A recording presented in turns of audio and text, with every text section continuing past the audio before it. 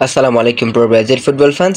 দর্শক, আপনারা সকলে জানেন আগামী 25 জুন ব্রাজিল মাঠে নামছে কোপা আমেরিকার প্রথম ম্যাচে কোস্টারিকার বিপক্ষে। আর কোস্টারিকার বিপক্ষের ম্যাচের আগে কিন্তু ব্রাজিল দলটা কিন্তু কঠোর অনুশীলন চালিয়ে গেছে। আমরা দেখেছি সোশ্যাল মিডিয়াতে প্রতিদিনই কিন্তু ব্রাজিলিয়ানরা নানা রকম ভাবে অনুশীলন করে যাচ্ছে প্রতিপক্ষ হয়ে ঘায়েল করার জন্য।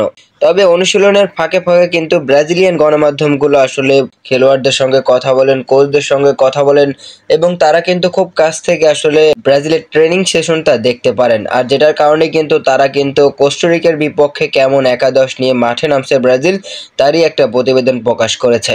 মূলত এটা কিন্তু একেবারে স্পষ্ট শিওর না, তবে ডরিবাল জুনিয়র যে অতি চালাক এটা কিন্তু স্পষ্ট। কেননা এর আগে কিন্তু আমরা যে সমস্ত স্কোয়াড দিয়ে ভিডিও দিয়েছি, অনেক বড় বড় গণমাধ্যমের ভিত্তিতে কিন্তু আমরা ভিডিও তৈরি করি, তারপরে কিন্তু আসলে সেই গণমাধ্যমগুলোকেও যেভাবে বোকা বানিয়েছে আমাদেরকেও ঠিক সেইভাবেই কিন্তু বোকা বানিয়েছে ডরিবাল জুনিয়র। কেননা তিনি যে স্কোয়াডটা নিয়ে মাঠে নামছেন সেটা কিন্তু খুব সহজে প্রকাশ করতে চান না গণমাধ্যমে। তবে ইতিমধ্যে কিন্তু কোস্টারিকার বিপক্ষের ম্যাচের আগে যে অনুশীলনটা চালাচ্ছে ব্রাজিল, সেখানে সেই অনুশীলনের ওপর ভিত্তি করে কিন্তু ব্রাজিলিয়ান অনেকগুলো গণমাধ্যম কোস্টারিকার বিপক্ষে ব্রাজিলের শুরুর একাদশ ফাঁস করেছে।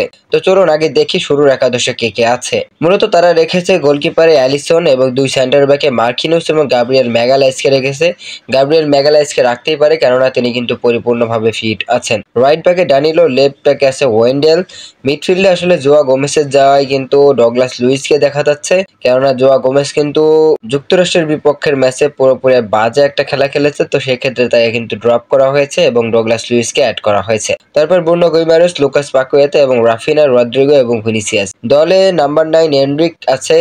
এনরিককে আসলে শুরুর একাদশে কোনোভাবেই রাখবে না ডরিবাল জুনিয়র, সেজন্য কিন্তু রদ্রিগো অথবা ভিনিসিয়াসকে দিয়ে সেন্টার ফরওয়ার্ডে খেলাবে। তো এটাই আসলে কোস্টারিকার বিপক্ষে ব্রাজিলের সম্ভাব্য একাদশ।